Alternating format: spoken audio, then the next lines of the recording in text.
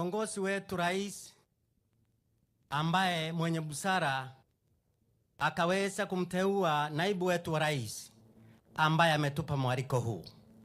Tunaomba Baba wetu, wewe mwenye hekima na maarifa, ukawape nguvu na uweza wa kuongoza nchi yetu, wakisaidiwa na waheshimiwa wetu na wa MCA wetu wote na opinion leaders wote, ili Mungu wakaweze kuongoza nchi hii kwa heshima ya neno lako mfalme.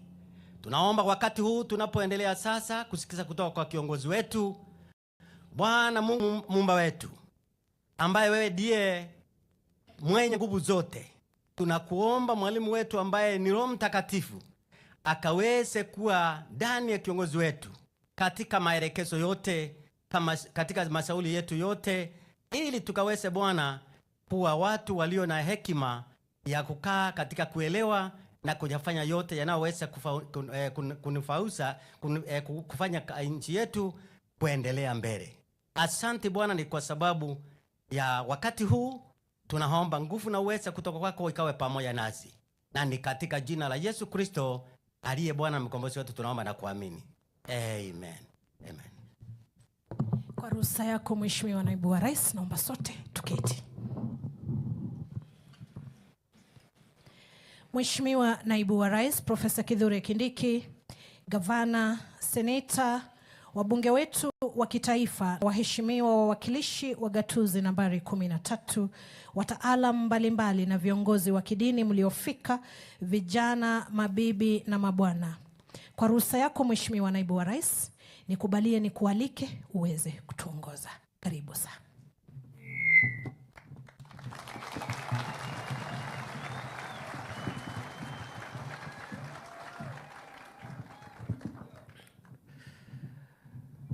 Your Excellency Governor Muthomi Njuki and your deputy,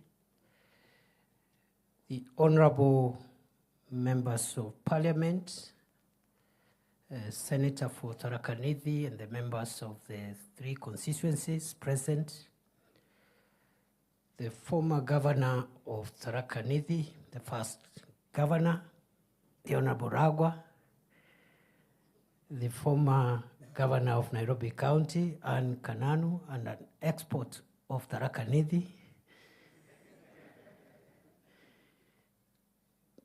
distinguished professionals from various organizations, members of the County Assembly, our dear sister, the Women Rep, Susan, the leaders who have come from across Tharaka Nithi County. Good morning.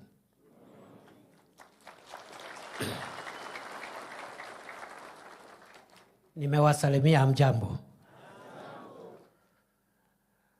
Wacha nichukue nafasi hii kuwakaribisha katika makao rasmi ya Naibu wa Rais wa Jamhuri ya Kenya. Karibuni.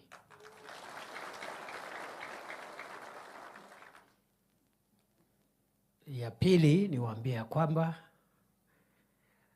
tumekuwa na vikao kama hivi na kaunti zingine kadhaa na tutaendelea na vikao kama hivi mpaka tujumuishe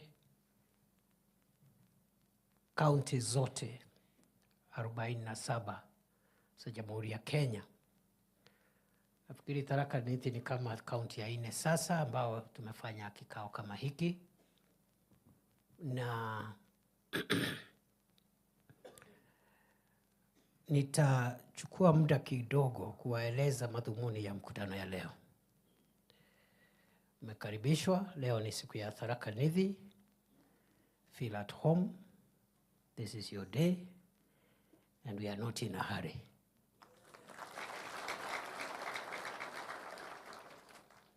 We are not in a hurry. Hatuna haraka. So msiwe na haraka ya kutoka hapa. Mmepata breakfast? I hope so. Kuna hata chai ya saa 4. Kuna lunch kuna chai ya saa 10, and because today is your day, hata mkitaka kukaa mpaka jioni, you are welcome.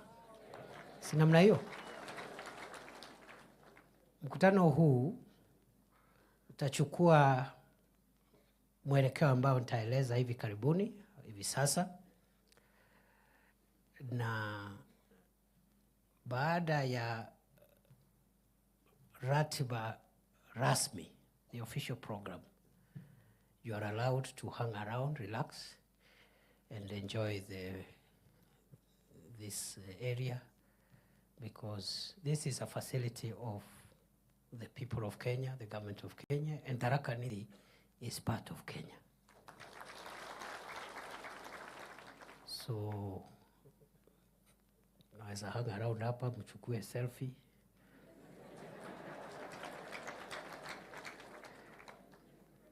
Hata wale ambao sio, naona wengine hapa ni watu ya my generation and some are older than me. Sisi we are a bit conservative, lakini kuna vijana wale ambao ni Gen Z na hao wengine. Tuko na swimming pool hapa, mnaweza fanya swimming.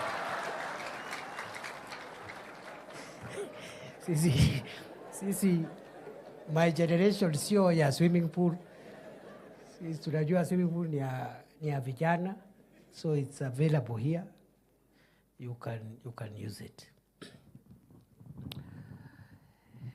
Nimeitana mkutano wa leo kwa sababu gani?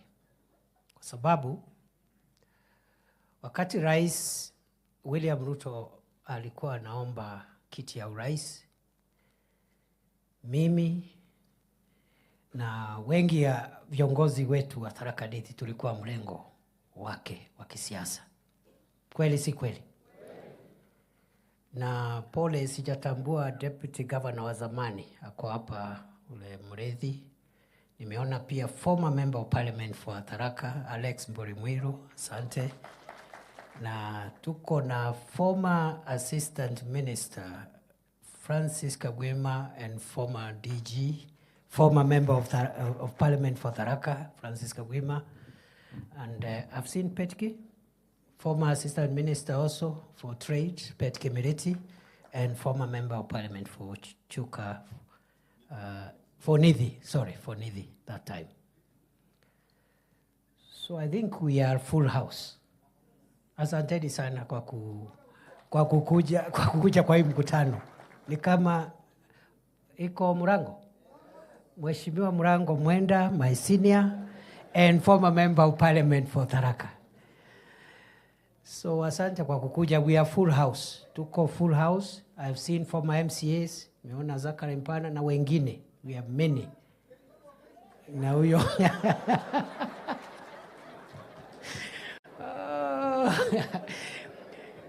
I think we are full house. Niko tuna apology ya maafisa wetu wawili wa serikali, wale colleagues tunafanya nao kwa national government. They should have been here, but kuna mahali nimewatuma kazi. PS wa Fisheries, Mining and Blue Economy, PS Betsy Njage, nimewatuma kule Nyanza. Wameenda na Waziri Joho kazi ya serikali. So ametuma apology, na pia Director General wa Kenya Wildlife Service, Dr. Kanga, who is also from our county. Tumekuwa na yeye hapa, lakini ako na board ya KWS, ameomba pia apology. I hope Mzalendo is here. Yep, Mzalendo Kebunja is there, former Director General of the Museums of Kenya. So I hope many of us are here. Na wale hawako wametuma apology. Wakati rais alikuwa anatafuta kura ya kuwa rais, wengi wetu tulikuwa katika timu yake. Katika kila county, timu yetu tulikuwa tunaenda kabla ya uchaguzi, tunaketi na washikadau katika county, tunakubaliana, je, tukipata serikali ni mambo gani tutayapa kipaumbele katika kaunti hiyo. Tulifanya hivyo katika kaunti zote 47. Na pale Tharaka Nithi, nakumbuka tulikuwa pale Kadhwana katika County Economic Forum. And at the end of the County Economic Forum, we were signing county economic charters. Kweli si kweli? Wakati tumeenda around the country, tukasema tukipata kiti ama tukipata serikali, kwa kaunti ya Tharaka Nithi kwa mfano, tutatia maanani mambo ya miundo msingi, barabara, tutatia maanani mambo ya stima, tutatia maanani mambo ya maji, tutatia maanani mambo ya masoko ili wabiashara na kina mama wasikue wanapigwa na jua wakati wanafanya kazi yao ya biashara. Tukasema vile vile tukipata serikali tutajaribu kufanya ile mambo ya kibiashara na kilimo ambayo yanaleta mapato kwa mfuko wa mwananchi, tuboreshe sekta hizo za kilimo. Pale Tharaka Nithi kwa mfano kwa sababu nilikuwa pale na sisi zote tulikuwa pale, viongozi wetu walikuwa pale, tukakubaliana kwa mfano tuko na sekta ya majani chai, tuko na maziwa, tuko na ndengu, tuko na kahawa na other value chains ambao tulikubaliana. Kweli si kweli? Kwa sababu vile vile nilikuwa na bahati kuwa mmoja wa wale waliandika manifesto ya chama chetu. Tukajumuisha zile priorities, vile vitu muhimu kwa kila county, tukaweka katika manifesto ya UDA, manifesto ya Kenya Kwanza. Na tukaandika pale katika hiyo manifesto ya kwamba kila mwaka chama chetu kitafanya vikao katika kaunti hizi zote. Kwa kila kaunti tutafanya kikao kila baada ya mwaka moja kuuliza tumepiga hatua ngapi kati ya zile vitu tulisema tutafanya katika miaka 5. Mwaka huu wa kwanza tumefanya lipi, ni lipi hatujafanya, kwa nini, na tunafanya nini kuhakikisha kwamba mwaka ujao tunafanya yale ambayo hatujafanya. Na hiyo kazi ya kufuatilia miradi ya serikali na vile serikali inatimiza ahadi kwa wananchi, tukaweka kwa hiyo manifesto, tukasema hiyo itakuwa kazi ya naibu wa kiongozi wa chama ambaye atakuwa naibu wa rais. So the work of monitoring, evaluating, tracking progress of the commitments our party made to the people of Kenya was assigned to the deputy party leader, who before election was the deputy party leader, but after election would be the deputy president. Sinamna hiyo. For the last 2 years, we have not done anything because of the reasons which we know, because our brother who was here was not bothered with the development of anything. Our brother spent 2 years in this place and never called a single county to ask them, what did we commit to do? What have we done? And what are we not doing well? Not a single meeting for 2 years. He's no longer here, he left office, so we are the people now here. So we must do what we ought to have done. So hii mkutano sio ya kudiscuss former deputy president, ni mkutano ya kuambia why I have called you. I'm explaining why I have called you. Because hiyo kazi haikupata mtu wa kufanya. Na ndio umeona serikali imepata reputational problems in many parts of the country because there is nobody to assist the president to track the development agenda of the country. So, we have wasted 2 years, but it's okay. There is still time. So this meeting, therefore, is not a political meeting. Huu si mkutano ya siasa. Huu ni mkutano wa serikali na ni mkutano wa maendeleo. Niseme hivi kwa sababu tuko na viongozi wa siasa hapa, lakini you know they are the leaders we elected, isn't it? So we cannot have a meeting ya serikali, national government, with the people of Tharaka Nithi without the leaders of that county. Okay? But it's not a political meeting. In our presence also we have people aspiring to be leaders. Si ni kweli? Nimeona wengine hapa wanataka kuwa magavana. Kuna wengine wanataka kuwa women reps. Si wako area? Si aspirants wamekuja? Si wasimame tuone kama wako ama hawakuitwa. Kuna wa MP, naona MP aspirants, naona ndio hao MP aspirants, women rep aspirants, wako hapa. There are many, ndio hao. Lakini huu mkutano sio mkutano wa siasa, yani nani atakuwa governor, senator, mbunge, women rep ama MCA. Sawa? So MCA ako hapa as a leader, not as anything else. The aspirants are here as people who are mobilizing, you know, they have intention to vie in another election. So they are also legitimate stakeholders. There is no problem. We can discuss development and leave out the politics to the camps that will emerge automatically when politics set in. Kwa hivyo hiyo sio mkutano ya siasa. Okay? I have also not called this meeting to campaign for President Ruto because there is no election taking place. He is president, isn't it? But time will come when I'll come to campaign for William Ruto during the next election. Not now. Na hiyo sasa ikifika hiyo, ile group itakuwa kwa chama chetu, hiyo ndio group tutasonga naye.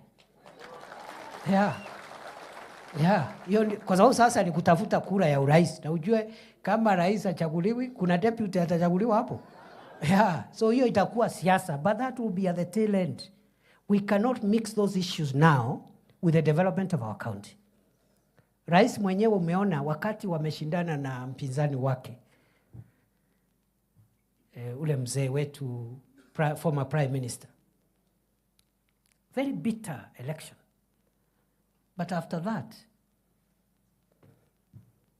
sasa rais ndio anampigia campaign aende Addis Ababa akuwe chairman wa African Union. The biggest campaigner. And that shows you must be careful. Maybe my brothers who are still running for office at our county and other levels. Be careful. Don't behave as if the next election is the beginning and the end of your life. Don't make your relationship with other people so bad that after that you cannot talk. And I'm glad to see some of our former leaders here. Because if they had broken relationships with the rest of us, they would not be here. Sinamna hiyo? Wapigiwe makofi former leaders wote. Yeah. I've also seen our professionals here. I've seen my senior brother, Professor Kithaka Wamberia, a very distinguished son of Kenya. He's from our county. Are there other professors here? Professor Randu Joseph, who for many years was the departmental head at the University of Nairobi. I think is transport or something. He was doing something in geography. You know, these are our biggest assets. So if we politicize these meetings, they will keep away. Because their business is not in deciding who is the MCA, who is whatever, but they have a lot of ideas they can give us to help us benefit as Tharaka Nithi County, as the rest of Kenya benefits from this administration which we voted for. So that is the beauty. This meeting, therefore, is not a political meeting. So if you have come with your supporters, because nini waambie, today is not the day. Na mukifanya hiyo mambo hapa, tutajiharibia. Na wewe utajiharibia. But tomorrow, when you're doing your campaign huko nyumbani, you're free to compete. So that's why I call this meeting. I call this meeting because we made very serious commitments. We need to track where we are. And therefore, it is my intention that every year we will convene for purposes of accountability. That at the end of every year, the pressure I want you people now and the rest of Kenya to put on me as Deputy President is to ask me after 1 year, on behalf of President Ruto, can you tell us what his administration has done on roads, energy, water, electricity, you know, all these things, isn't it? Where the president can join us, fine. But as his principal assistant, that's the way I understand my work. My work is to support him so that his administration fulfills its commitments to the people of Kenya. So kuna watu naona saa ingine wanani advice, wananiambia sijui ufanye hivi, sijui ukai kama unapingana na rais. And I'm wondering, is the work of the deputy president to oppose the president? Is that the job description? Wale wanataka kuoppose rais, watoke nje, wajoin Kalonzo, Wajakoya na hiyo timu ingine, waanze kuoppose wakiwa huko nje. There is no problem. But you cannot be a deputy president and sabotaging the same government, or a minister flying a flag and then you are sabotaging the same administration. Not possible. So tafuta na hao wengine, hiyo group ingine, mutupige mkiwa nje, we are ready for you. Na tutawajibu sana saa hii, tutakutana huko mbele. Because all these characters, hakuna mtu hajakuwa kiongozi. Si Kalonzo Musyoka alikuwa vice president. Si ni kama mimi. Yeye alikuwa 5 years under Kibaki. So akifika pale Tharaka Nithi, the people will ask him, when you were vice president, can you give us one project hapa ile ulitusukumia? Because that is the question I expect to be asked by the people of Kitui when President Ruto and myself go to look for votes in Kitui. Yeah, so that's my understanding of my job. I have to support the president. I have to fight for him. I have to assist him and supplement him because he can't be everywhere. Na hii kazi kama hii routine work like this, that is the work of the principal assistant of the president, so that we retain the work of the president to be general vision carrying, the carrying of the national vision and performing high-level presidential events. For example, some of the things we want to unlock in our county.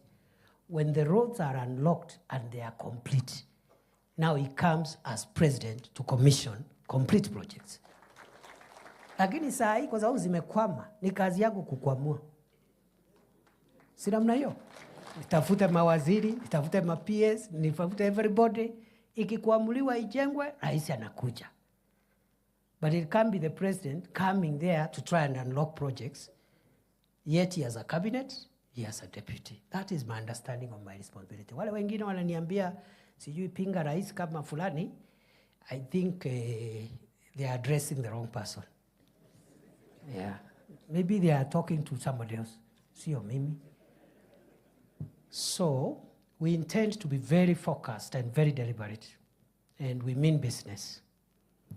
And I want to assure you, the people of Tharaka Nithi, as I've assured other parts of the country, you will get maximum benefits from this administration. Otherwise, what business do I have to hang around if we will not get maximum benefits? So we'll do our best. Lakini musiende kudanganywa ati ndio sijui hii county isaidiwe at the next county must lose. We cannot win, isn't it? We cannot get what we want.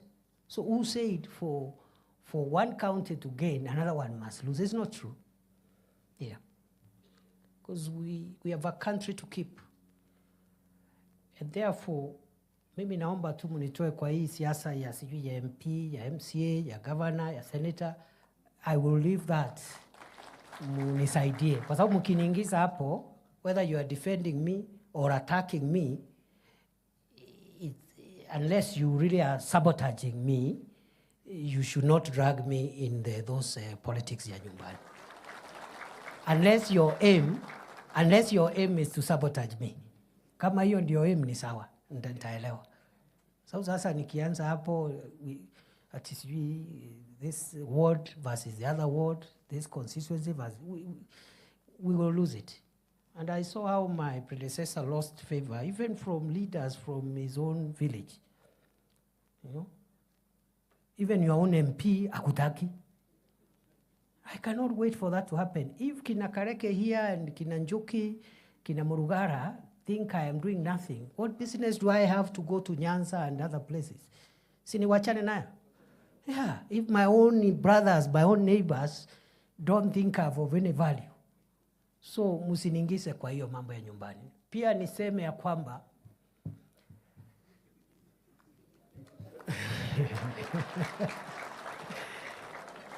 and I mean business. Because you are all my people, you are all my brothers and sisters. I cannot come here and start supporting this one against the other. All of you are running for MP. Of course, all of you will not get the seat. The seat will go with one person. Sindio? So the pressure you should put on me, na sio kwa magazeti, sio kwa mitandao, look for ways. Look for ways. Si muko hapa leo? I have not called you. Nilikupigia simu? Si uko hapa? So there are ways of getting me, if you want. So, hii mambo ya sijui chukua simu, sijui nini, tuache hiyo. Kwa sababu saa hii sina hata simu where I am. And many people are calling. And from here I'll go to the next event. But you'll find me, and the pressure I want from you is pressure. How do we push our road network? How do we push our electricity? How do we push our water? How do we push our, county aggregation and industrial park, which has not started, and we need to unlock that as well. That is the pressure I want from you, because if we push the development agenda, the government will look good, our people will also benefit. Si namna hiyo? Lakini msiende kuniambia kwa ati unachukua TikTok, unaenda kusema, sijui tunaambia naibu wa rais, sijui nini. Sasa, so unless you're part of my opponents, if you are part of my opponents, it's okay. There's no problem. Tutakuja sasa kupiga campaign, nikijua you are on the other side. Yeah. Alafu wengine, you have a problem with the next person. Uko na problem na MCA, uko na problem na governor, senator. You take advantage ya hiyo shida uko nayo, then you drag me there. I'm defending the DP. I don't need defense.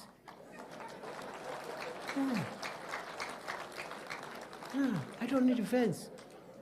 If the people of Tharaka think I add no value to their equation of development, I have no business to come there ati mimi ndio hapo Chuka, Marimanti, Chogoria, ati kubembeleza watu. Please, let me look for defense. Huko mbali, we will find a way. Sindio?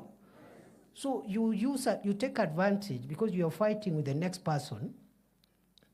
Anza kusema mimi na defend naibu wa rais. My friend, this thing is so huge. That person you are attacking, we need every energy aligned in the same direction. Yeah. Wewe unajigamba you are defending the deputy president. If this work is left to you alone, you will not take it anywhere. Kazi ya kusongesha Kenya mbele. Ndio unaona watu wengi wamejaribu, imeshindikana. Kalonzo amejaribu miaka 50, imezindikana. Sasa amezama. Sank. Hata ule rafiki yetu mzee mwingine, he was in town.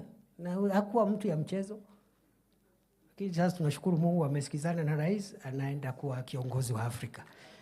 Yeah. Hii kitu sio rais ya Kenya. Kama unashindwa na hiyo yako kidogo hapo ya MCA, alafu unataka kudrag ya Kenya, kuipeleka hapo.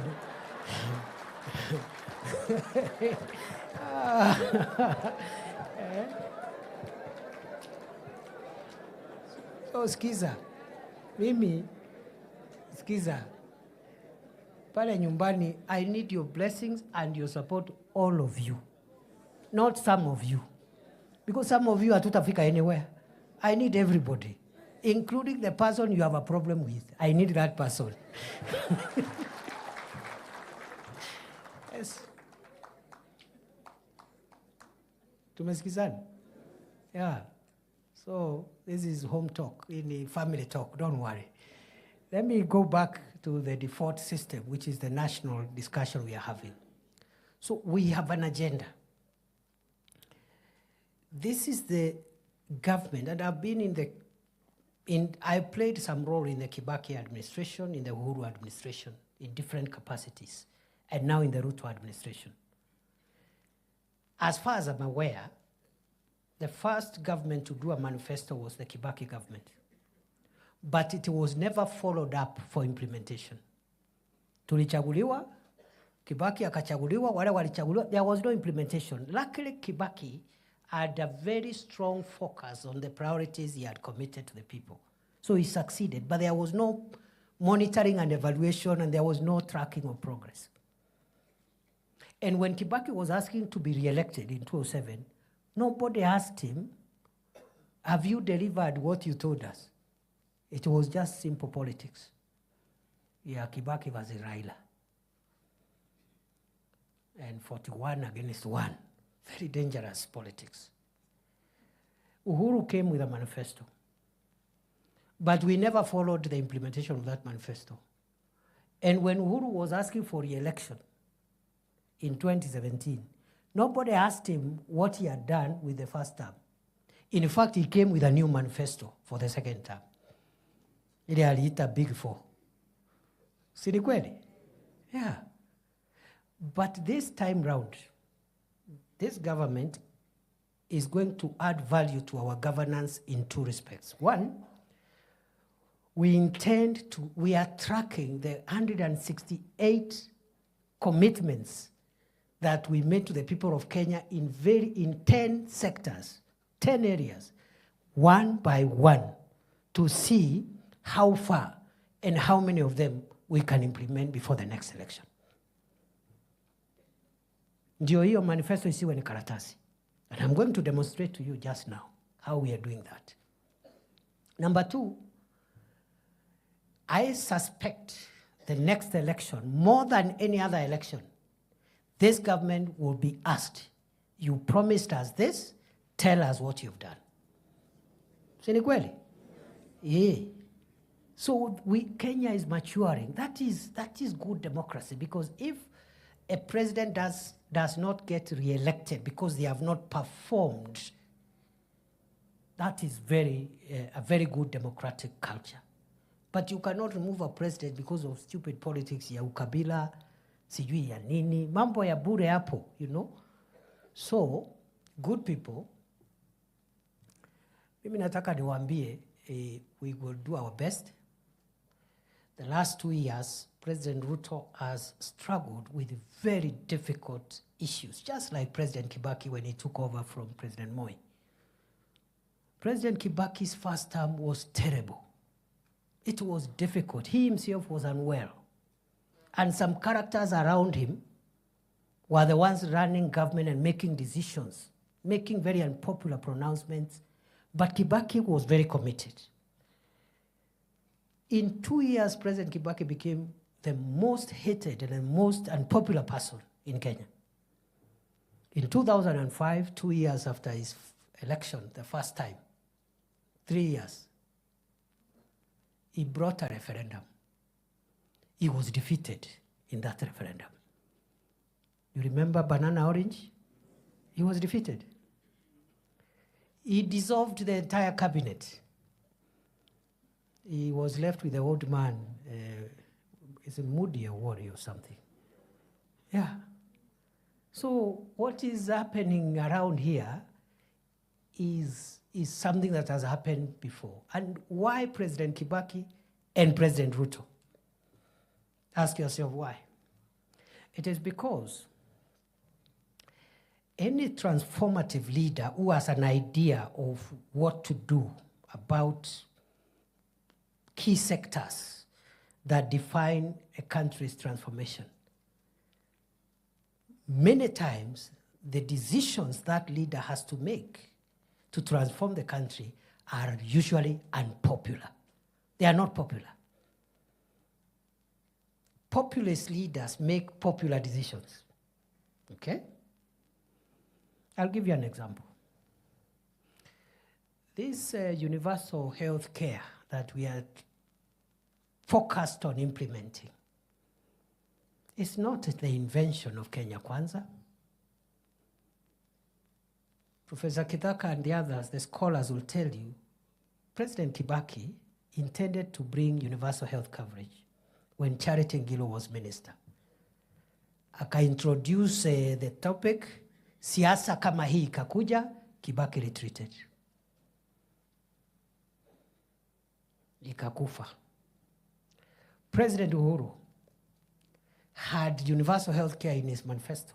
I'm part of the team that wrote that manifesto, the first term.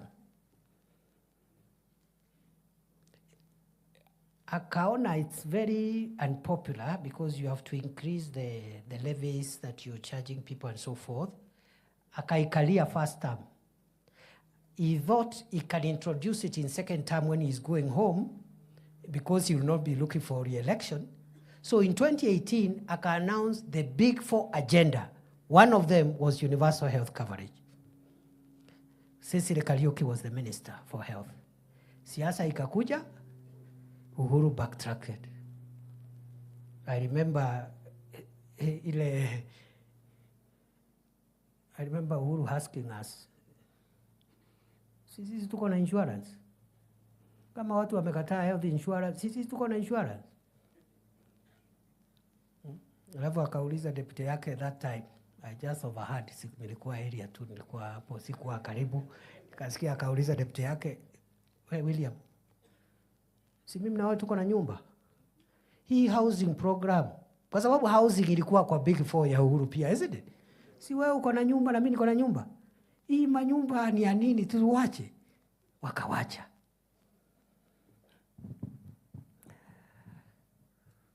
Brothers and sisters, I'll shortly tell you what housing and what a health insurance for every Kenyan means to the economy and to household incomes in a short while. But before I do that, I want to say for the last 2 years, President Ruto has struggled with what we call macroeconomic stability. Macroeconomic stability means, for those who are not experts like myself, I'm not also an expert in the economy, but I have learned from the experts. Macroeconomic stability are the fundamental foundational economic growth indicators that must be in place before you start now building the growth of the economy. One indicator is the strength of the currency. The strength of your currency versus international currencies is one indicator. Another one is something called interest rates. The rate at which people borrow money, those who are doing biashara, nini, interest rates. And are businesses having access to affordable credit at moderate interest rates? The third indicator is called inflation. How fast do the price of goods keep on rising? The fourth indicator is called the price of fuel, because fuel, it defines so many things. It defines the cost of power, it defines the cost of transport, it defines the cost of production, industrialization, and what have you. So the price of fuel, interest rates, inflation, strength of the currency, and of course the country's liquidity, its ability to manage its liquidity, the debt situation, is the debt sustainable? Those are 5 macroeconomic indicators. By the time President Ruto took power, took the leadership of the country, Kenya was on the verge of insolvency. Many people think, watu wengi wanafikiria wakati tunasema nchi ilikuwa mahali pabaya, wanafikiria tunajaribu kupiga Rais Uhuru Kenyatta. The country was not in that shape because of President Uhuru.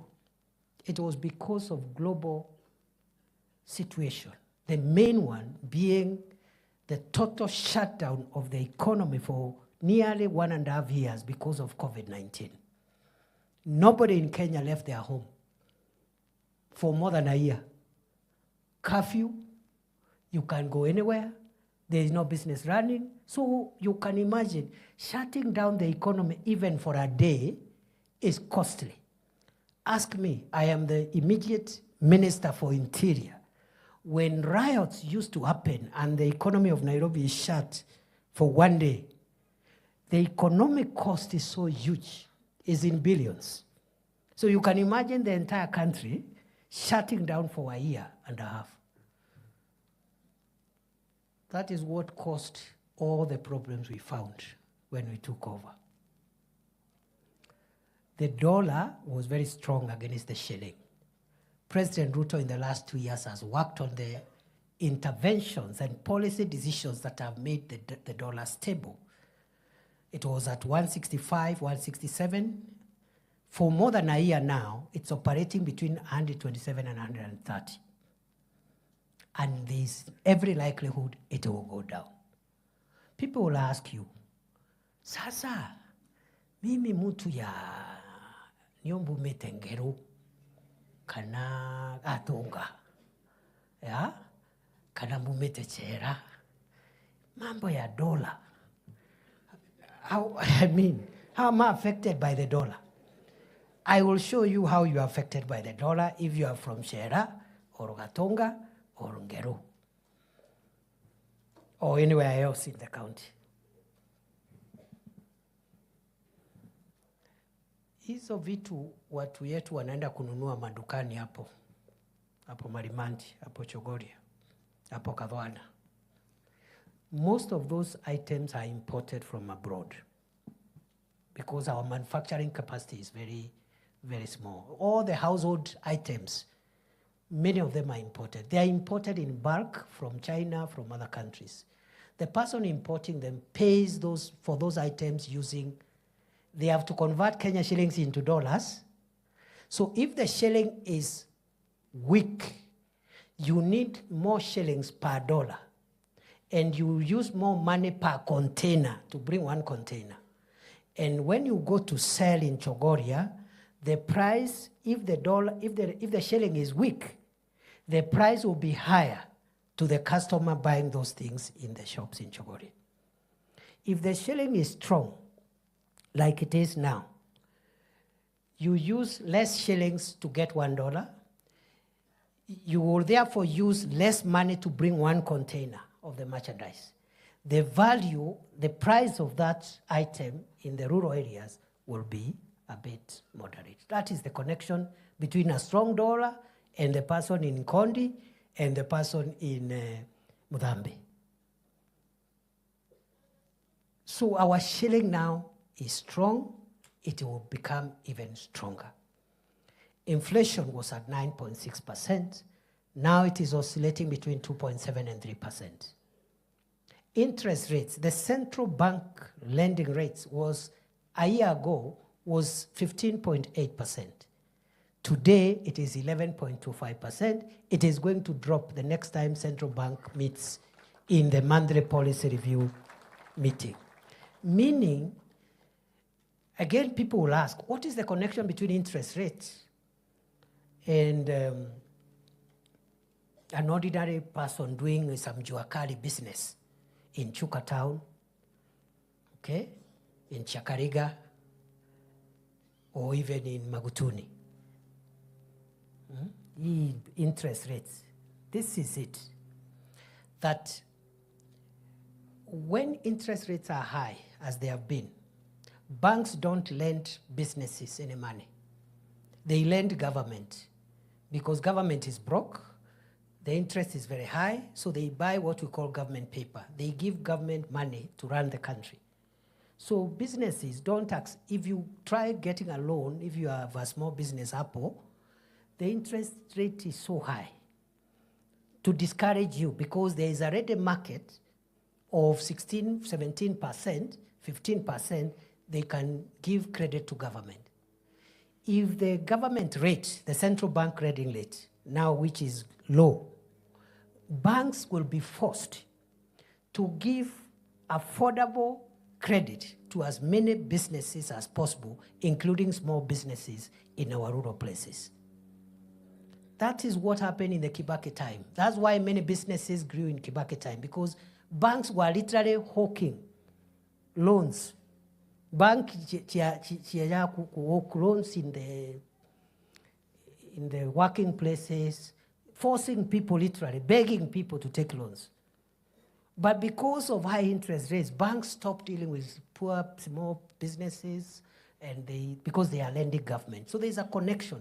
For 2 years, President Ruto has struggled with macroeconomic stability, interest rates, the strength of the shilling, inflation, and also the price of fuel, which was at 217, now it's about 160 something.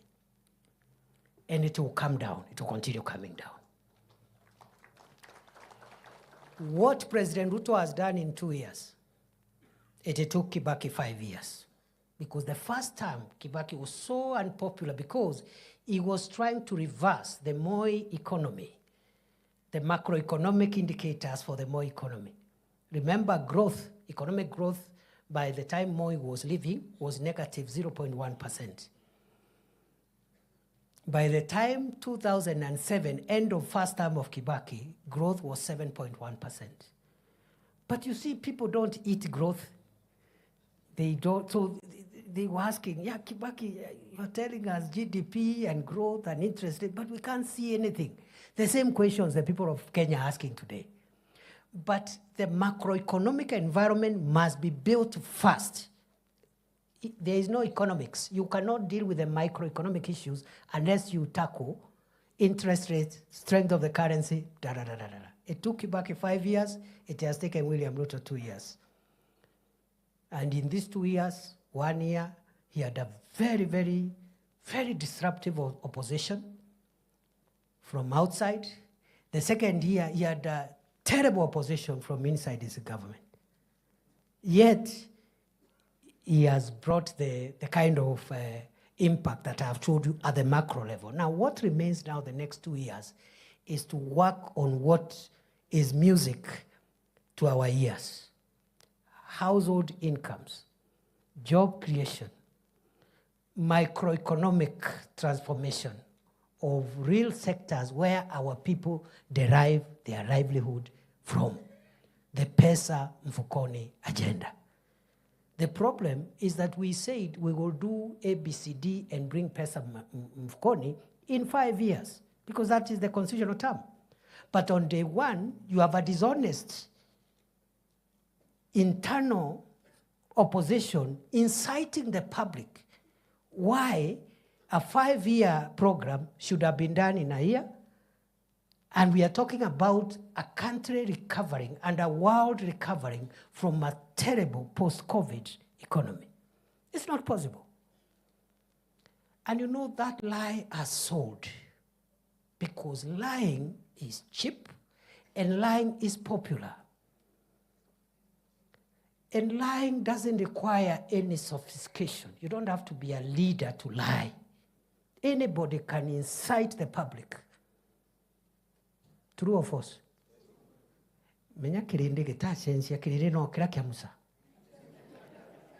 People don't hear things like wait or we are doing. They don't want. They want now. Where is the money in the pocket? So what some cheap leaders do, First, they take advantage of the way human beings are wired to complain. You know, human beings are wired to complain, and we always want instant. That's how we are created. Hata watoto wanasema nataka mkate saa hii. Mtoto anasema I want bread now. Ukimwambia I have to send the house help to the kiosk, anasema now, mommy, now. I'm hungry now. So that's how human beings are wired. That's why the Israelites gave Moses a hard time in the desert. Because they are being told there is a land of milk and honey, but they can't see it. They can only see the desert. They are seeing the environment around them there. So what incomplete leaders do, they take advantage of those sentiments and they start now spinning, you see? Nothing is happening. There is nothing. Muliahidiwa, which is okay for somebody outside government. But we cannot do it ourselves. This team is the one that created this government. True or false? Tharaka Nithi vote for this government was one of the highest in Kenya, percentage-wise. Isn't it? So this is our government. This is our government, my friend. The people who never voted for this government are very few.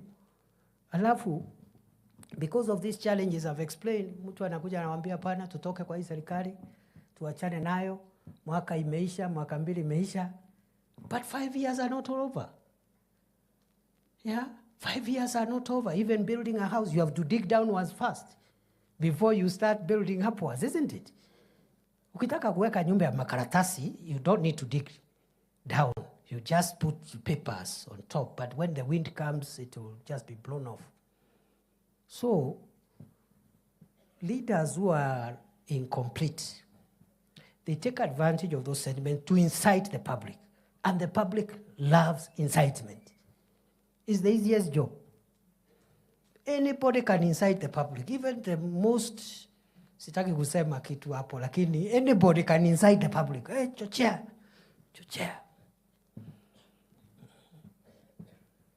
That is how Barabbas secured his release on the day Jesus Christ was put on the cross. The Bible says his main job was causing insurrection and inciting the public against the authorities. Yung Biblia ni yuga kana ta yuga aeretwe athaikitwe awetwe athaikwa nuntu wa kwingira mwingi kuchochea umma. And 99% of the people calling themselves leaders are in that business. The work of a leader is not to listen to what the people are saying and assist them in saying it. Because if you listen to what they are saying and you assist them in saying it, so what is your role? And number two, many of the things the people say are not correct. But they say it because they do not have the facts that you and I have. They have not come to current. They have not been briefed by the deputy president, so they don't know. So the work of a leader is to guide the community, to guide the people, to tell them this one is okay. Yes, we need these 5 things, but this one, right now, it is possible. This other one will require a year or 2. This, that is the work of a leader. If your work is to follow the people, you have no business calling yourself a leader because it is the people leading you. Isn't it? So who is leading the other? Yeah. So I expect you as opinion shapers, as leaders, to lead. And leading means you explain. You help people to see a picture they didn't have. You assist them because God has blessed you, you have some extra information, assist them to see things differently. But if people shout and say, we want this now, and it is not possible, then you go there and carry placards and start saying, yes, yes, yes, we want. You have no business calling yourself a leader. And that's why you see a good leader is not popular all the time. But a good leader is popular at the right time. I repeat, a good transformative leader is not popular all the time. I have told you how Kibaki was very unpopular in 2005, 2 years after he was elected almost unanimously. But by the time President Kibaki was leaving in 2010, 2011, many people in Kenya were saying, I wish Kibaki could get a third term. True or false? Those of us who use this road to central Kenya, that's when the dual carriageway, Thika superhighway, started being built in 2009, 7 years after Kibaki's election. Not in 2003. That's when people saw the superhighway. Yeah, 50 kilometers from Nairobi to Keno. Kibaki did that without speaking Kikuyu and without climbing on trees to explain and publicize his love for the people of Gema. In fact, I was a young man. I served briefly in his government. If you are from central Kenya and where we come from, and you try to speak to President Kibaki in your mother tongue, he will tell you off. He has no time for nonsense. Yet, he transformed Kenya, and he transformed even our rural economy without speaking Kikuyu and without pontificating how he loves the Gema people. True or false? President Uhuru, who also appeared, also came from our region generally, also did wonderful programs. And I've just given the Superhighway for Kibaki. Kibaki did many things across Kenya. But it doesn't mean if you do across Kenya, you'll not do where you come from. You can do at home and away. Yeah. Musidanganywa ati for you can only succeed if you do things where you come from and ignore everybody else. Because again, you'll not have a country. President Uhuru, you know, for me, at the last 2 years of his administration, we had political differences with President Uhuru when he chased me away without giving me a reason. I even asked him to explain, because it's not so much about the job. I was not keen on the job. In fact, that break gave me a bit of time to reorganize my personal issues, which had gone haywire because of my, you know, I'm such a passionate person. I get committed to public service. So some private issues ilikuwa imeharibika. Nilitengeneza wakati Uhuru alinifukuza. Sasa niko sawa. Nilitengeneza zile miaka 2 Uhuru alinifukuza, hapo ndio nilijipanga. Mambo yangu ya nyumbani hapo, unaona fence imeanguka, unarekebisha fence because you are not available. Fence imeanguka when you are serving the public. So President Uhuru, I had problems with him, political problems, the last 2 years after he chased me away without giving me a reason. So I told President Uhuru, it is okay, I am going to leave because I see you have made a decision. But please, tell the people of Tharaka Nithi and their mayoral people and the people of Kenya, tell them, what is this big sin that this son of Tharaka Nithi has done? Ndio wajue, nimeiba? Am I corrupt? Have I insubordinated? What have I done? So, hakunijibu, tukakosana kidogo. But to his credit,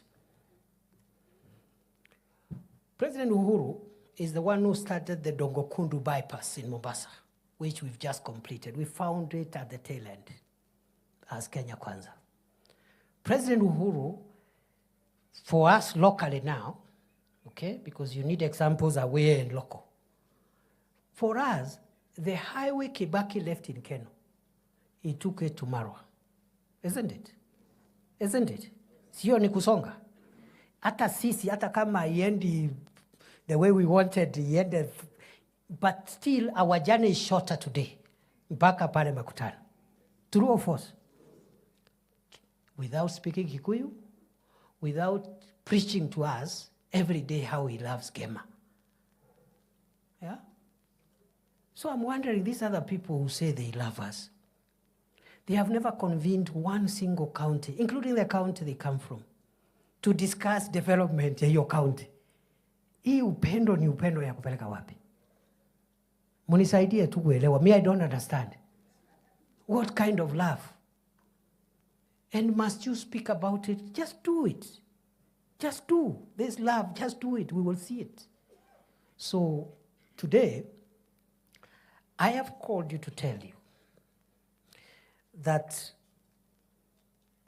this administration, having laid the foundation, the economic foundation, that would have even taken longer. Okay?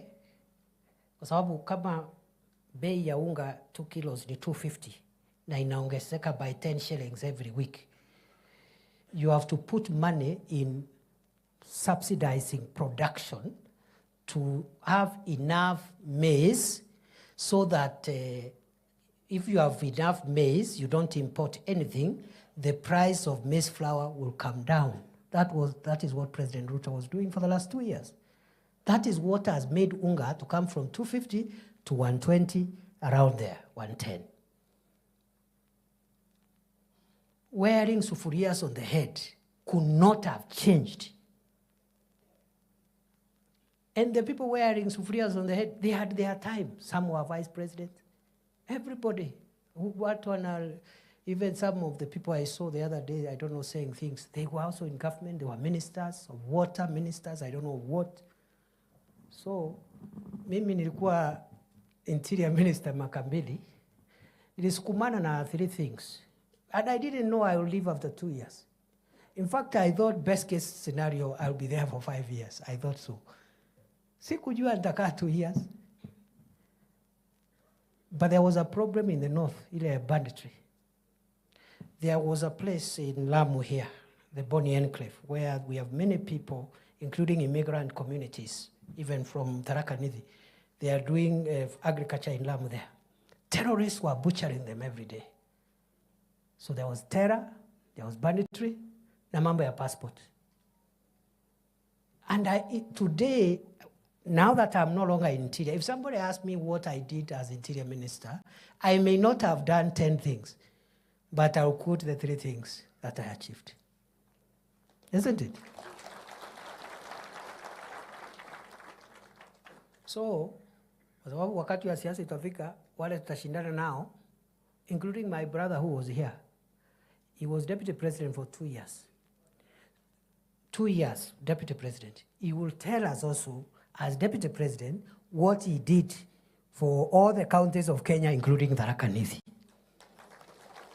Mimi nimesema annually, every year, I will be giving him account. So yeye atasema, wakati alikuwa deputy president, he pushed this road, he pushed this project, he pushed this dam for us. Then hapo tutashindana mambo ya maendeleo. So it's going to be very rough. Watu wasifikirie, it's going to be so rough, my friend. Very rough. It's not going to be easy. You cannot come to incite people at barriers. Mtu amefiwa na loved one, unakuleta vijana hapo kupiga kelele. Sijui kwa wedding. Ama musician ametengeneza event, it's not even your event. Wewe unaundadia hapo, unakuja kuleta kisirani. And that habit is dangerous habit. Our area where I was born, this area, general area, central, we are not known for violence. Those behaviors were elsewhere. For the first time, and I'm speaking as the immediate interior minister, I was so downcast to see people burning each other's property in Karatina, in Embu, for the first time. People who know each other. Unajua ile duka ni ya fulani, supermarket ya nani, he has employed 20 children from here, unaenda unachoma. Dangerous politics driven by poor leadership. And I have not said leaders should not listen. Listen and look for solutions. Not to listen and follow the crowd and incite them into anarchy, violence. Today, Kisumu, Kondele, used to be the most volatile political town and area in Kenya, where people were burning each other's property and You disrupt transport. Today the headquarters is in Embu. Hapo Embu kuna kijana amekaa hapo, ati ni mjanja sana, ni maarufu sana hapo, anasanya vijana hapo ya kufunga barabara. Your own parents are passing by there going to hospital. We kiongozi aina gani? You can say the same things you want to say, but don't disrupt the economy. Don't shut down the economy. Don't inconvenience innocent people who have nothing to do with politics. So it's not going to be easy. Nimeona kuna watu wanajipiga kifua, sijui vile watasema, sijui vile watafanya. They have no landing ground. It will be so rough. It will be rough. Ala, sasa niulize. Ile siasa nilikuwa nafanya hili kidogo, nilikuwa senator ile. Sikuwa na chochote. Sikuwa na kiti ya serikali. Sikuwa kwa executive. I had to go and beg other people. Oh, nisaidie barabara. Oh, nisaidie. Now I don't have to beg. Yeah. Alafu naniambia we go and start opposing President Ruto hapa. There is only one person who can countermand me in Kenya. Only one. The whole country, by the grace of God. Na maombi yenu. Only one person. One. From the executive, judiciary, legislature, 2 levels of government, everywhere, the whole country, God, by His grace and your prayers, only one person can overturn my decision. Sio ni baraka? So we should make use of it to assist our county, to assist Kenya. Yeah.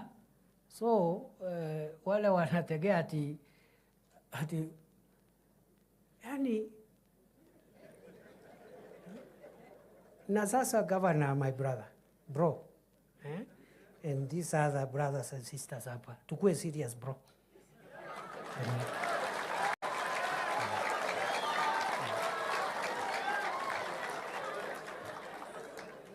You know I love you.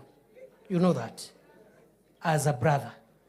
You know you are classmates with my elder brother. Na mimi ni mtu ya respect relationships.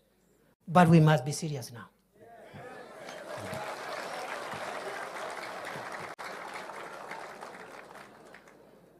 I met with my sister Cess, the governor of Embu, who is also my sister and somebody I love and somebody we've walked a long journey together, politically. Kamwambia sasa wacha nikuongeleshe my sister, not as the deputy president of Kenya. Wacha nikuongelesha kama ndugu yako and your age mate. And you will do nothing about what I'm going to tell you. Amuliza governor, how is it possible? You're the national chairman of UDA. You are a UDA governor and the national chairman of the ruling party.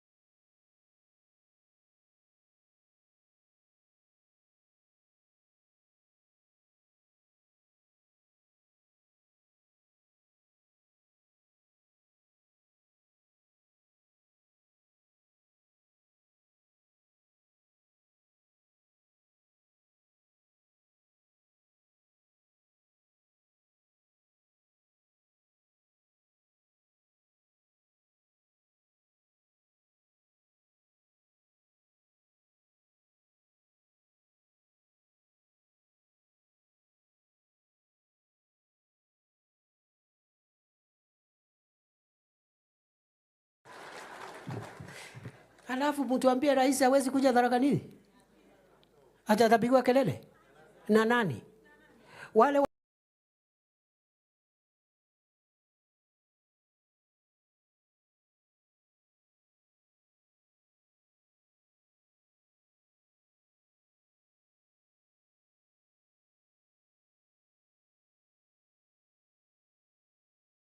mezama, tusidanganyane. So muniambie kama tukimaliza kuna mambo tunataka ku-unblock hapa na pale. Projects zingine zilikuwa zimekwama, tumepata solution. Once they are ready, mungetaka rais akuje? Yeah? Atakuwa well received? Are you sure?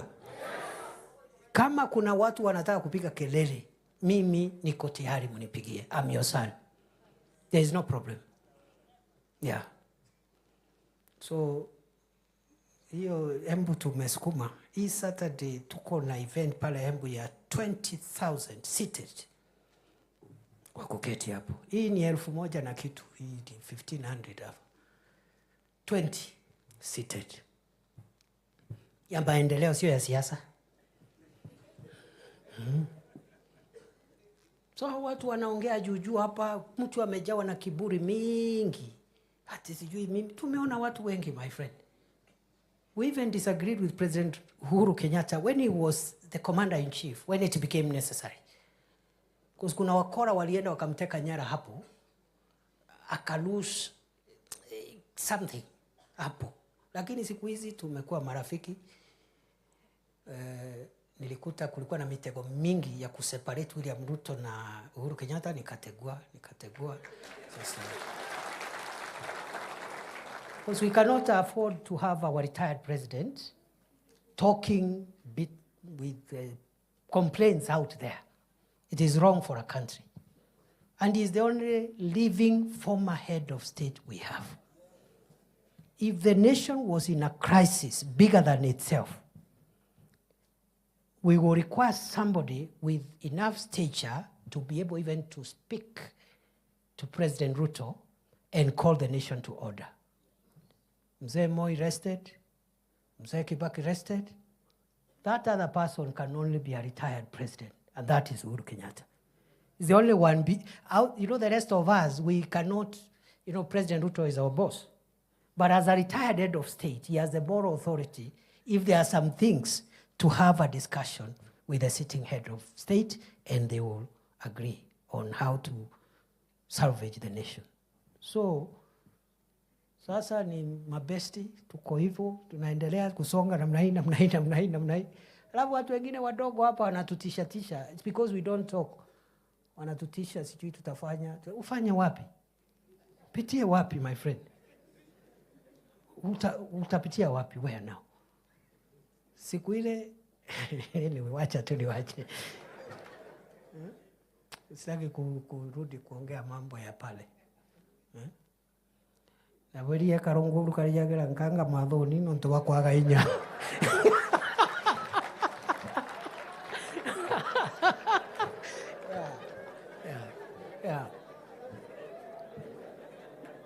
Wale wameelewa waeleze wale wengine.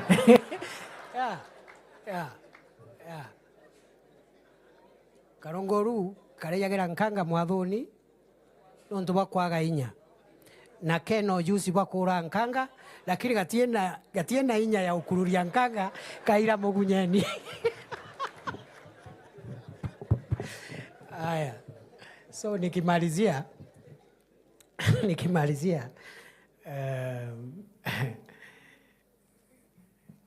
what are we doing now? Hapo Tharaka Nithi, we know we have stalled projects. We don't have to repeat it here. I'm the one who launched all those projects. The only senator in Kenya who launched projects. That time, now, and maybe in the future. Na ungeona watu walikuwa wananisukuma hapo, wananipigia kelele hapo. The only senator, show me another one.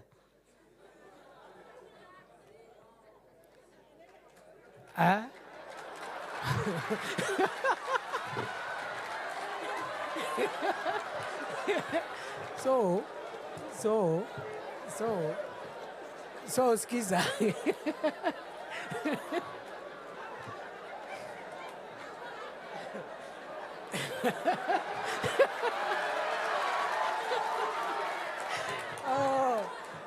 Lakini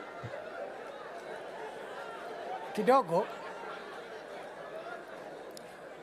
musipige Senator Gataya sana, kwa sababu even during my time when I was a senator for Tharaka Nithi, we had 47 elected senators of other counties. Siembu tulikuwa na Ndwiga, Meru tulikuwa na Kiraitu Murungi.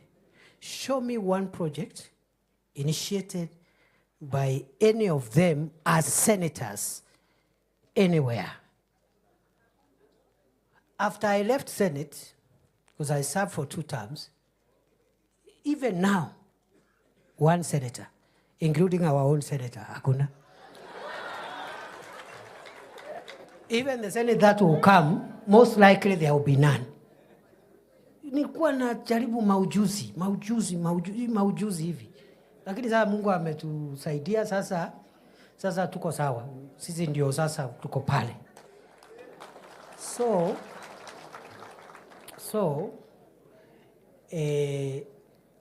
I know all those road projects. We are going to revive and complete all of them.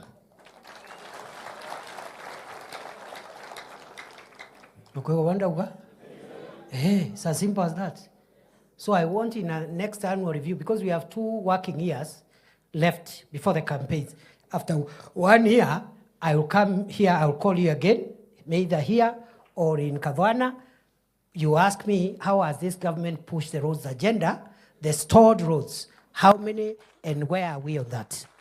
Sinamna hiyo? All of them. Okay?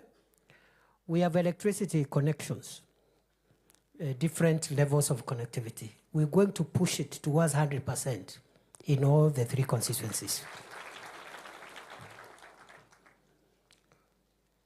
We are building, the work that remains now is now building the house upwards. And it has, and this will be my conclusion, it has 7 aspects. 1, it is revitalization of the sectors of the economy where the majority of the people of Kenya derive their livelihood from. Tunataka tubadilishe na tuongeze mapato katika sekta za uchumi ambazo wananchi wengi katika Jamhuri ya Kenya wanatoa mapato yao ya kila siku. Na hiyo ni katika sekta ya kilimo, ufugaji, masuala ya uvuvi for the western and coastal areas, and the blue economy and mining. That is what we call the real sector. 80% of the people of Kenya derive their household incomes from agriculture, livestock production, fisheries, blue economy, and fisheries. Already. If you do that, you'll have touched 80+% of the people of Kenya, especially at the grassroots. Hapa Tharaka Nithi, we know the value chains, where most of our people get their daily bread from. It is in tea, coffee, dairy, dengu, and the cereals. It's around there, isn't it? Those are the sectors we are investing. And also introducing other value chains like cotton, which are dyed and so forth and so on. Because when you touch these sectors and the returns we get from them increase, you touch households. You touch every home where they were getting 10,000 per year. Okay? 10,000 per year is like 1,000 per month. They start getting 100,000 per year, which is like 10,000 a month. It looks more to you because you have money. But the ripple effect in the economy is tremendous. That is what we call bottom-up economic transformation. Revitalizing sectors where the majority of the people of Kenya derive their livelihoods. We have our value chains, we are working on them. And I'll give my accountability statement. in due course. The second thing we are doing is to put in place the support infrastructure to help these value chains bring in more wealth and more incomes to the people. What do I mean? For us to transform agriculture, livestock, fisheries, and the blue economy sectors and mining, we need good roads, road infrastructure. That is a support infrastructure. Power, electricity. Then we have what we call county aggregation and industrial parks, because we have to move to value addition. And Governor, we need to have a conversation. We see how we can support you to expedite the Tharaka Nithi County Aggregation and Industrial Park. Hiyo ndio kazi ya Deputy President. Kama kuna KAIP Tharaka Nithi, anatatua. The next county, anatatua. The other county, anatatua. Sio kungojea rais. Kazi yangu ni kureport progress. Alafu ikikamilika, rais akuja afungue. Sinamna hiyo? So, we are building roads. Support infrastructure is roads, it is electricity, it is the county aggregation and industrial parks. In some counties, regions, we have special economic zones, which are part of that infrastructure. We are also building markets so that you have dignified places where trade can take place, and an aggregation and value addition center so that we stop selling raw materials. We add value. And some of the value addition required is very small. Kama ni ndengu, if you just sort the ndengu and just make sure that you remain with the best, then you package nicely in 2 kilogram or 1 kilogram pack, and you brand it as a product of Tharaka Nithi. That is already value addition. It will improve the price significantly, other than using mukebwa kembo to pour the ndengu, and some of it is rotten, some of it, the price will just shoot up. That is what supermarkets do. They buy it at 70 shillings, they go sort it, they package it, they put it in the shelf, and they sell at 200 shillings. What have they done? Sorting, packaging, and branding. Total of that value addition is less than 5 shillings. They bought at 70. But the presentation is so good. So when Professor Tharaka goes to the supermarket, when he's coming from the university, he will buy that at 200 shillings. But the fellow selling it at Nkondi sold it for 70. The supermarket has gotten twice the value. Supermarket hana shamba, halimi, havuni, ako papo anangojea mkulima wa Nkondi tu alime, alafu is getting twice what the farmer is getting. These things look like abstract, but that's how you transform a community. That's how you transform a country. And as I said, transformative actions are not popular because people want the things they can see now. Later on, when these things start realizing, that's when people say, oh, President Ruto had a point. But by that time, he will be completing his second term and going home. Yeah? As they say, before you realize your father was right, you already have a son who thinks you're wrong.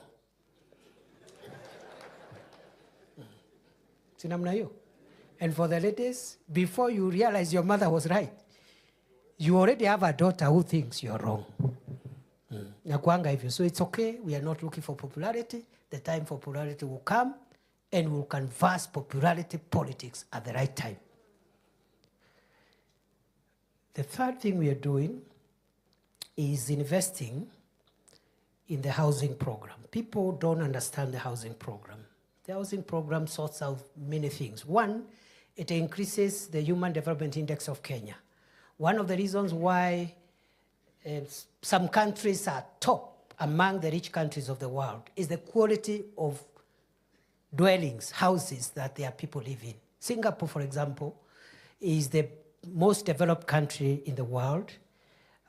It is 99% of the citizens of Singapore are home owners. Almost everybody. And when the president, the visionary leader of that country started that program, about 40 years ago. He was almost impeached.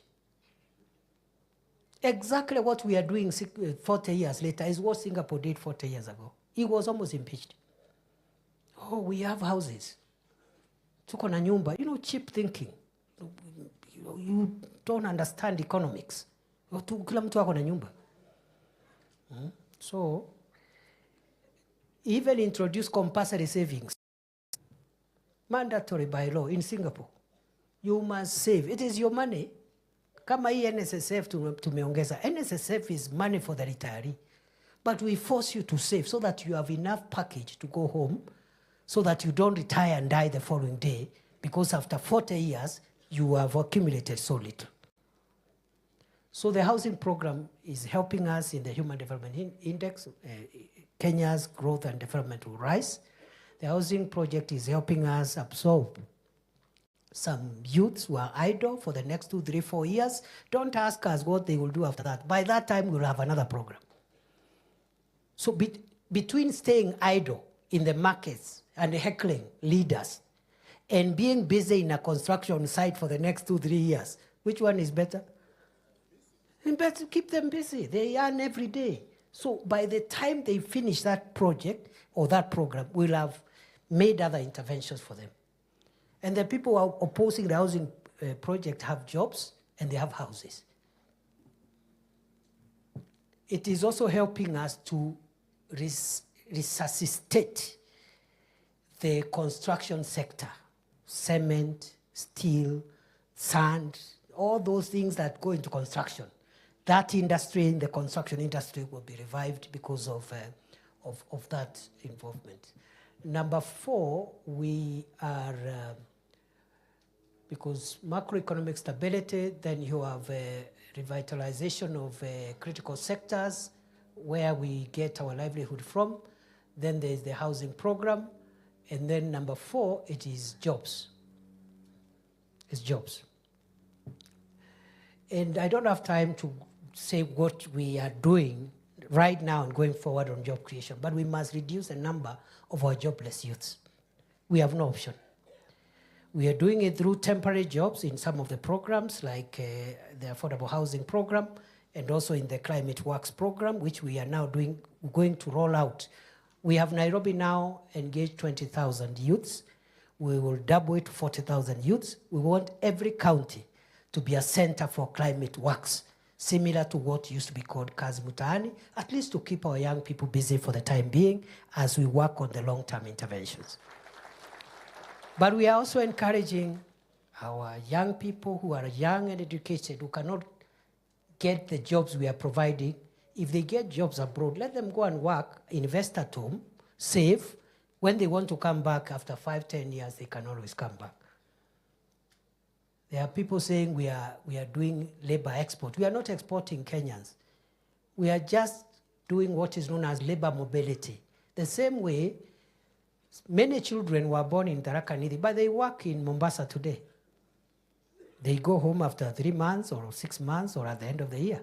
They are still children and sons and daughters of Tharaka, Nithi, but they work in Mombasa, isn't it? What is the difference if the person is working in Dubai? The one who doesn't have the job in Mombasa? There's no problem. In fact, the person in Dubai, when they are coming home, will reach Tharaka Nithi before the person coming from Mombasa reaches Tharaka Nithi. Because it's under 5 hours to Jomo Kenyatta and 2 hours there. Huyu mwingine akikalia barabara kutoka hapo Kilindini, kufika Nairobi 8 hours. Na amechoka. Another transfer, another 3, 4 hours. Tafika the following day. So in a modern world, between keeping our youths idle and getting them jobs anywhere, we would rather get them jobs wherever we get a job. They invest, they save, they are always welcome to come back home. So tunasema we are programs for kazi kwa ground, kazi mtandaoni, na kazi majuu. We are also creating ICT jobs. Hiyo ndio kazi mtandaoni. ICT, through the ICT hubs, digital jobs, content creators, then the creative economy. So we have that job agenda, which we are pushing extremely hard to make sure that that we need. So I'm left with two last ones, that is health and education. All the five I have mentioned are in the economic sector. The two last priorities for this government are in the social sector. One is health. SHA is not working, SHA is not working, SHA is not working. Before 2022,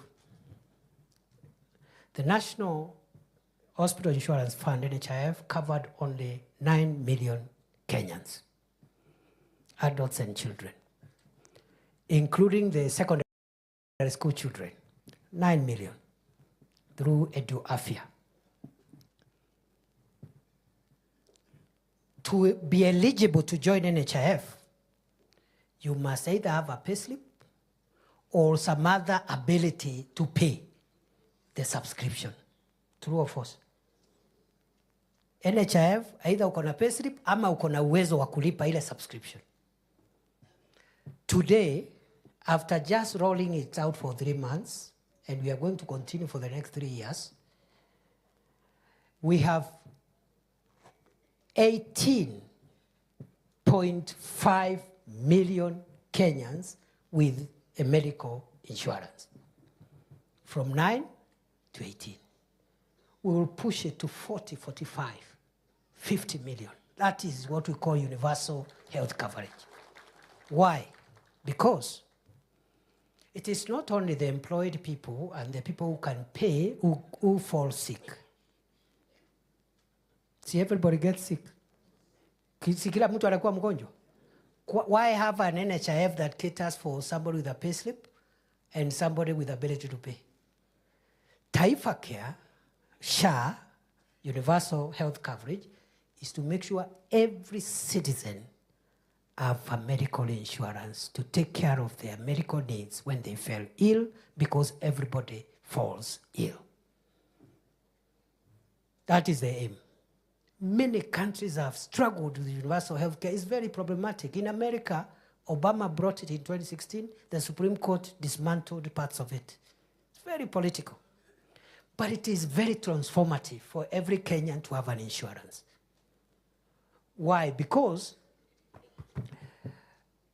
as I have said, everybody falls sick. Kila mtu anakuwa mgonjwa. Number two,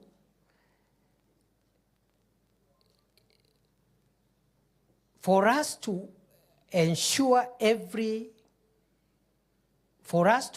that every Kenyan is insured, we must look at our contribution schedule. Taka tusikizane vizuri, ndio nyinyi sasa ndio mnaenda kuwa mabalozi kule mashinani. For us to insure every Kenyan, we must look at how much everybody is contributing. Okay? As deputy president, as a senator, as members of parliament, governor, everybody, the top contributor was being surcharged 1,700 per month. Whether you earn 200,000, 500,000, 1 million, 1.5, you pay 1,700.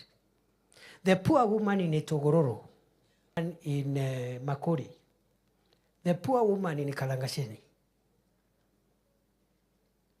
was paying to be part of NHIF 500 shillings. Is that fair?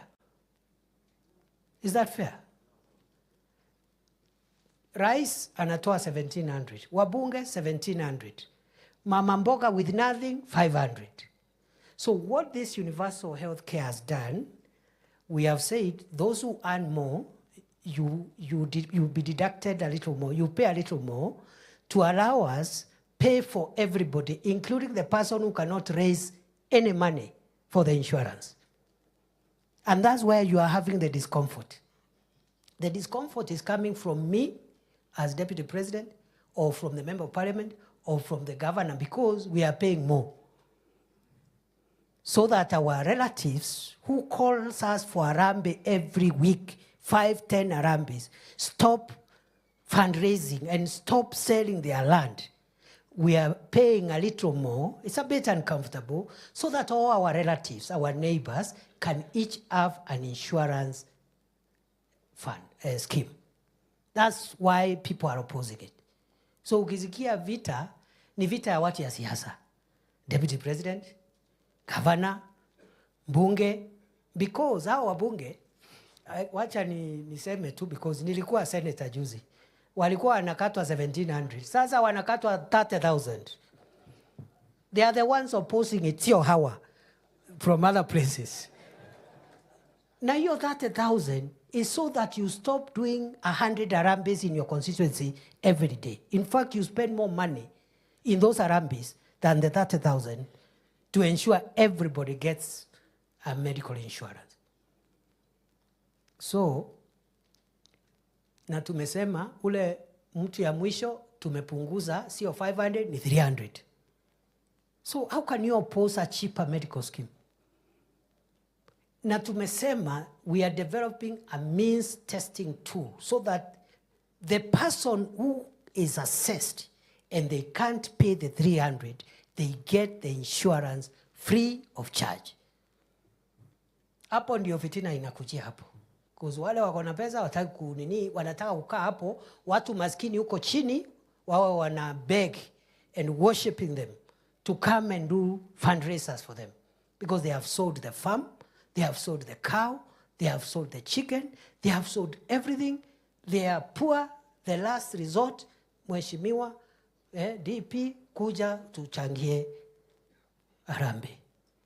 And because you want to keep people needy, you oppose it so that you'll be there to throw a few coins. Alafu napigwa makofi. Hey, mheshimiwa, you are a great man.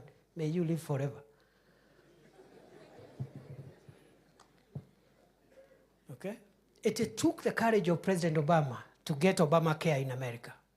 Although the Supreme Court amended it a bit, it is what is serving America today.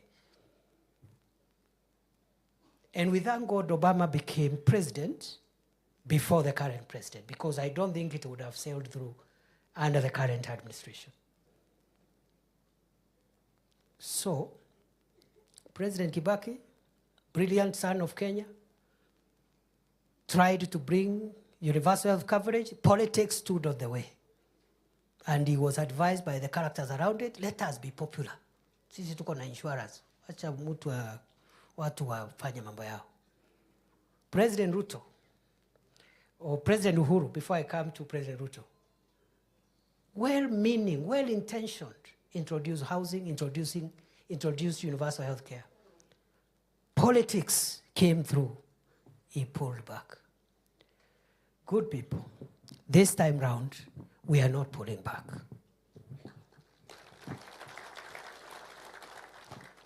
By the grace of God, by the time we go to the next general election, we are hoping 40,000 people of the Republic of Kenya will have a medical cover.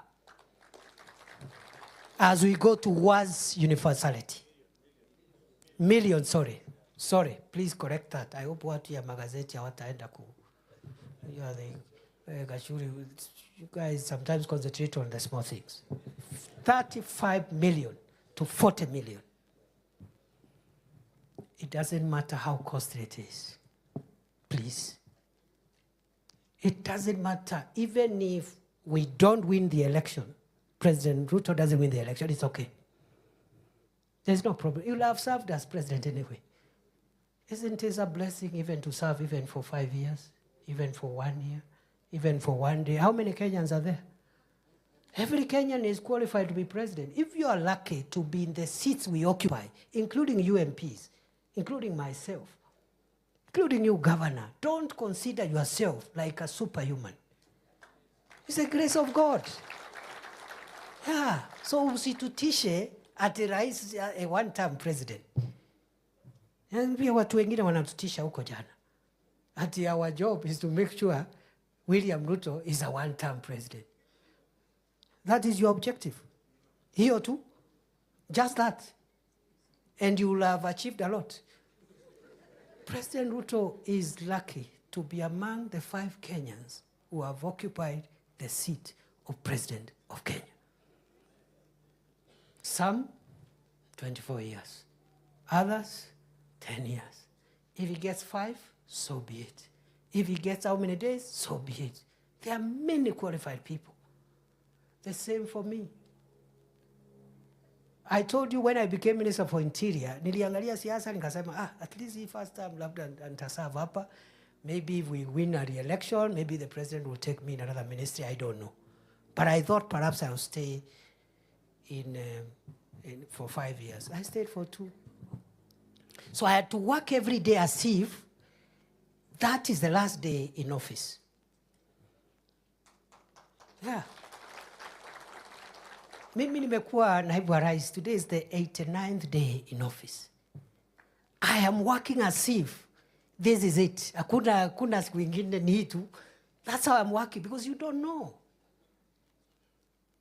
We live and work by the grace of God. There was somebody in this office. Today he's not here. Now he's giving us ultimatum from funerals. How he will make William Ruto a one-term president, as if that is an achievement. William Ruto's objective is not to serve for 2 terms. It is to use the time that God will give him in office to bring transformative programs in 1, 2, 3 areas and then leave, so that other people can come and take Kenya forward. As his principal assistant, that is my objective too, to support him. So msikuja kututisha na 1 term, my friend. Mimi kwanza nimekuwa DP 89 days ni mingi. Yeah, nikitoka nitakuwa nimekuwa deputy president. Listi kisomo hata mimi nitakuwa hapo. Unatishwa na mambo kidogo hapa, sijui 2027, who will be the running mate, mambo ya upuzi. Useless. Na greed, that's what greed does to leaders. Yeah. Ile nyama inakujonga ni ile iko kwa sahani. Yeah.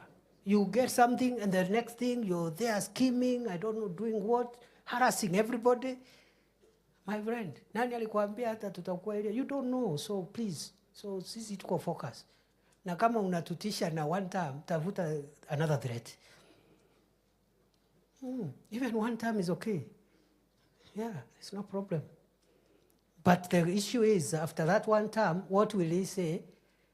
If William Ruto will say, at the end of my first term, I have moved the people insured with a health card from 9 million to 40 million, he will be a successful Kenyan.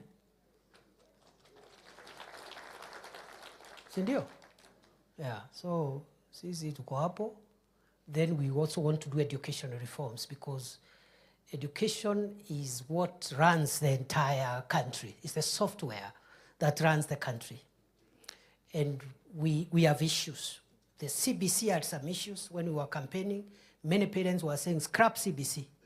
So we had to do some adjustment, and I'm grateful to the scholars and the people who were in the Presidential Working Party.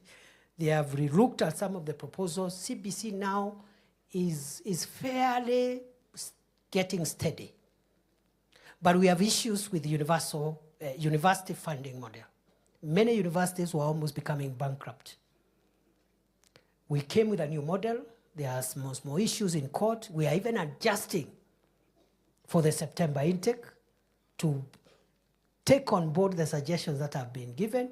If you talk to many vice chancellors today, they will tell you this current proposal from Kenya Kwanza is more stable to the university than what we used to have before. There are some gaps.